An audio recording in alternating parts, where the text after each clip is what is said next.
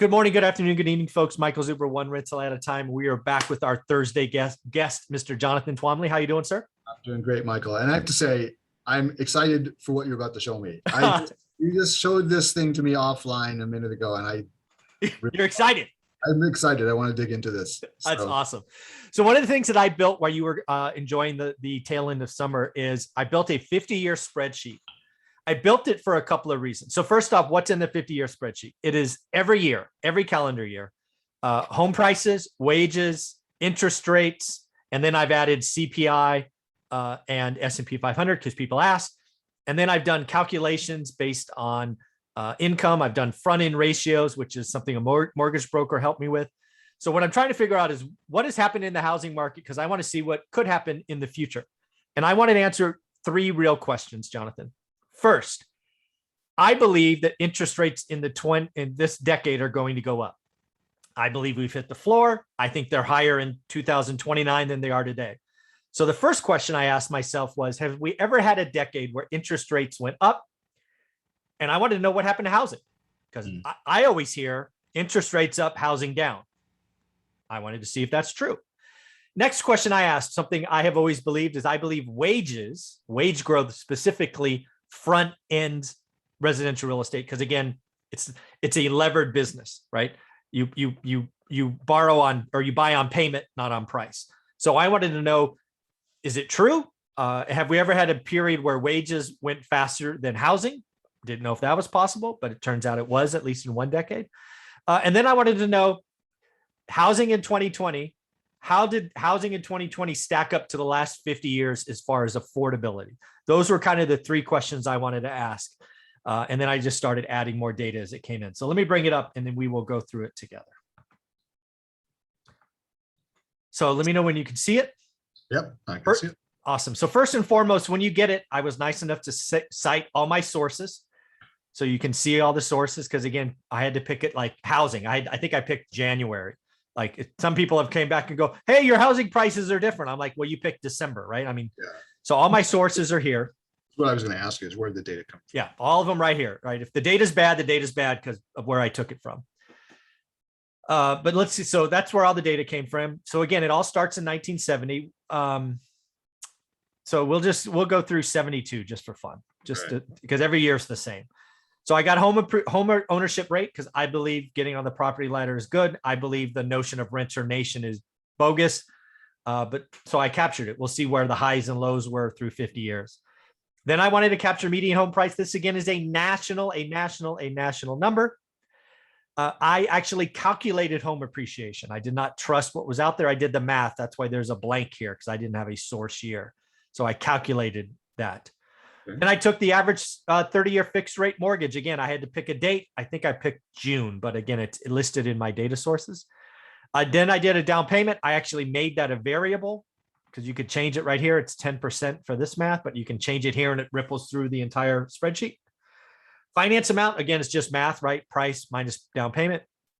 Then I calculated the payment, again, using the interest rate, and I used 30-year fixed. This is a big one, median income family of 4. So probably in the 70s, that was probably a single person. As we go on, obviously that morphs into 2 people, but again, that's a family of 4. That's not an individual's income.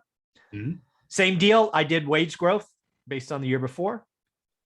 I then divided by 12 because I'm trying to get the front end ratio. So again, income minus or divided by 12 gives me this number.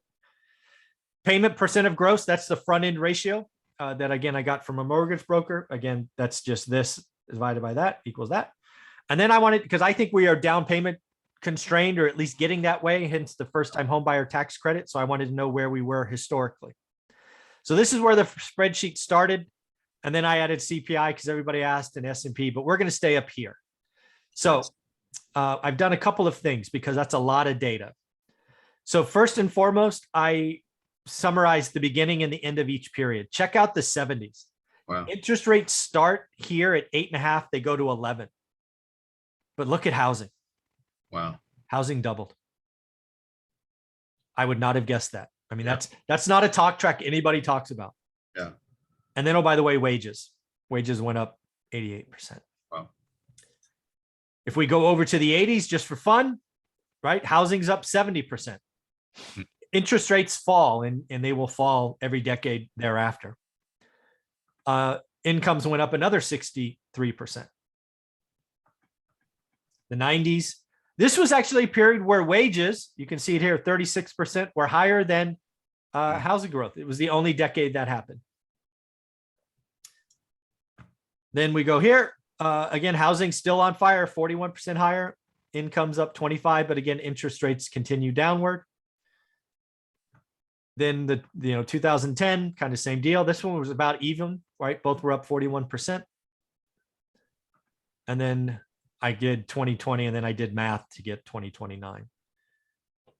But yeah, this is pretty good. So now let's go through and look at the decades, because I also highlighted some interesting things. Green means it's a peak period. So for example, would you be surprised to realize that home appreciation peaked in 78, 79, and 80? I would be very surprised. And it's, you and I are both old enough to remember Yeah. times as kids. And I remember the 80s as having a housing boom, but I do not remember the 70s. I remember the 70s for stagflation and gas lines and high interest rates, and not for housing boom. It's all inflation. And again, a lot of that, is we will see in this spreadsheet, points to wage inflation, wage growth. Wage growth leads to higher housing, even with higher rates. Look at this. The rates were going up. We do start running into a front end ratio. So my mortgage broker tells me anything above 33 will likely get a no answer from a bank. So not a lot of people getting housing done in 1980 because of rates. And obviously they continue up from there. Look at the front end ratio jumps to 46, right? And this is now an 81, where Volcker takes it to 16.6. And again, we still have home appreciation, right? Home appreciation gets a little low in 83. But yeah, so we have it was a bad recession in 82, 83, right? Yeah. Yeah. So again, not a lot of deals getting done, at least traditionally. This is the land of Carlton Sheets creative financing. Right. Seriously, that was what was going on. So housing appreciation, less people buy. Look at that. Home ownership falls in the 80s. Yeah. Right. For 6 years, it's below 64%. Right. But, So but still, if you think about this, yeah, it's below 64, but this is, pretty much statistical noise though, right? I mean, it's the lower band. It turns out to be the lower band of 50 years. Yeah. Yeah. We're in a pretty tight ratio. So again, rates peak in 82. They start going down for the next 40 some odd years, or 38 years, or whatever they are. So again, wage growth really stagnates in the 90s. It starts to get pretty low. And then look at that, home ownership peaks, right? So it goes from 64 to 69. So it's within a 5% band. Yeah. But this is, so when I love this data because it just shows up until the mid 90s, the consistency of home ownership being around 64, 65% for forever, right? Yep. And then this spike in the early 2000s, which is essentially driven by really low interest rates in the housing bubble. Well, I wouldn't say low. I guess. Well, comparatively speaking, right? Because if I guess comparatively speaking, yeah. You slide back. Yeah, you're right. That's all that is.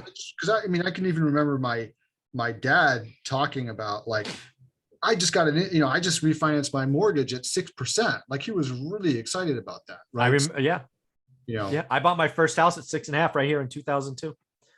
My first rental. Yeah. Yeah. And then we go forward, more stuff happens. Wage growth stagnates 05, 06. We actually have negative wage growth. Yeah. Right. Great recession, which leads to, this is the big one for me, right? Everybody talks about housing crash. And I've had people talk about 40% residential real estate crashing. The largest bubble in the history led to 5 years of negative, but the worst year on record was negative 8.9. But remember that this is also national, right? So that is, of course, markets that did much worse. Right? Of course. And also cumulative. I mean, if you add this up, I mean, you're getting, and this is compounding too, remember? Right. Well, it goes from 204 to 170. So it's like 15%. Yeah. So it's still, it's substantial, right? And this is on a national level. It right? is on a national level. That's correct. Yeah. And, and I remember, this is also, do you remember, what's the name of the book? So, David Bach wrote a whole bunch of books about, Well, he was Automatic Millionaire or something like that. David Bach. And so he had the hold of the latte factor. Remember his yes, the latte buy factor. lattes, invest the money in something else. And one of the things I remember him talking about as this was happening, he said, "There's never been a national housing, but basically, I remember. The housing bubble. There's no bubble. There's never been a national housing bubble. So what's happening right now is not a bubble." Yeah. And then boom. Then he was wrong. Yeah. So again, we keep moving on. Again, wage growth, housing growth. Housing is generally higher than wages. Again, it's a borrowed business. It makes sense. We do have very low affordable, or the front end ratio gets ridiculously low, which means it's affordable, right? There's obviously a back end ratio, which takes into car loans and student loans. The front end is just payment and income. Yeah. But yeah, so it gets, this is where we got to. And again, I ended in 2020 because obviously 2021 is not over. But just because people don't like that, I did jump and did this for July. Just people ask. We did see a big jump in home prices, right? We ended 20 at 270, and here we're at 263. Interest rates were down again, at least as of the building of this. They've gone up since then. Payment now is at 19%, where I think we were at 16 here. Yeah, 16%. So So I'm curious, like, why 10% as a down payment? I don't know. I was thinking owner occupied. I can change it. That's the beauty of having. But in a lot of markets, isn't it? Don't you have to put down 20%? I mean, no, for first time home buyers and whatnot. I think the average down payment is 11% when you blend it all together. Like you have to take PMI and stuff like that. Yep. PMI. Yep. Yeah. The average is 11%. Yeah. This is pretty interesting. So. Yeah. And again, I did highs and lows, right? Min, max. So home appreciation goes from 63.7 and 15 to 69 and 04. Home appreciation goes from 16 to -9, basically. Wages 14 to -8. 30-year from 16 to 3. Payment percent of gross. Yeah. This is what. So the home ownership rate, if you look at the high and the low, right? Yep. This is what everybody was talking about when they were saying millennials don't want to own homes, right? Because of short memories, right? And they were 63.7% is really not that far off the long-term. Well, the long-term average is right here, 65.4. And oh, by the way, 2020, we are above that. Yeah. And so what you see here, though, is that, the people who are saying, "Oh, millennials don't want to own homes. People only want to rent now," is only because they were looking at the fall from 69 to 63.7. Correct. This 69 number was artificially inflated. Oh, by at least a point and a half. Yes. Well, yeah, by government policies that were encouraging people to buy homes. Bad lending. Banks that were also getting into it by giving out bad loans to people. So this number that people were saying, "Oh, look at the calamity in housing," you can look at that number, or maybe to be a little more fair, the number between, say, the 65 and 69 as 4% of people who never should have owned homes in the first place. Yeah, so, probably at least half of those. I'd give you 2% for sure. And they just didn't have the financial wherewithal to do it. Right? No, I totally agree. Totally agree. So the thing that we start seeing, and you're seeing it, if the low is the 2015, that means that 2016 was when it started going back up again. And those are the millennials moving into ownership, the ones who are supposedly never going to own homes ever. Let's look, 2016. Right? So get that on the screen. Here we go. Yeah. Always. Yeah. A silly argument as far as I was concerned. Yeah, and again, the big thing is it's really a tight band where this hasn't moved in 50 years, other than I think 2%, right? So 67 would have been the natural high probably. Now we're from 65 to 67. That's a really tight band. Not a lot has changed in 50 years. Yeah. Yeah. And if you look at, look right now, or as of 2020, right? Okay. So you've got 2021. So we're at 65.4, right? It slightly a little highish, right? And it's historically, and that's again, because of like super low interest rates and because of this COVID phenomenon where people have, suddenly decided they have to own. Yeah, we pulled forward demand, right? A lot of, I don't know what percentage, but some people came in. Exactly. And you may see this rate start to tick down a little bit again, not because people don't want to own homes, but because they can't find them to buy. Right? Yeah. If the population is growing and if home building is not keeping pace, then people just can't find homes to buy, right? So you may see it ticking down a little bit, and it already has since last year. So yeah. Yep. Yeah. So in the end, I think the whole renter nation argument is people not understanding true history. Well, not just that. I think there's a little bit of willful misrepresentation in there too. Yeah, exactly. Yeah. Like for people who had an agenda and wanted to promote, especially apartment investing, frankly. So no, I totally agree. Very, very cool. So I will definitely send that to you. Thank you for looking at my homework. That took about almost a day when I added all together to pull that data. So I'm glad you like that. I will send it to you. How can people follow you and get part of your world? Yeah, come and join my Facebook group. It's free. It's called the Multifamily Investment Community. You can just search for it on Facebook. It'll pop right up. When you join, you should answer the 3 questions that you were asked, one of which is do not spam the group.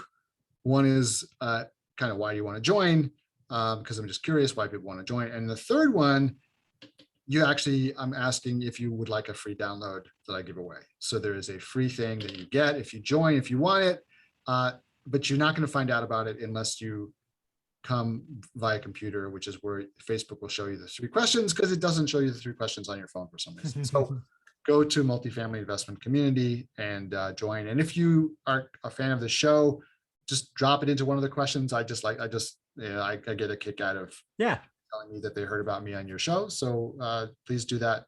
Very cool. Good to know. Thank you, Jonathan. Have a wonderful, wonderful afternoon.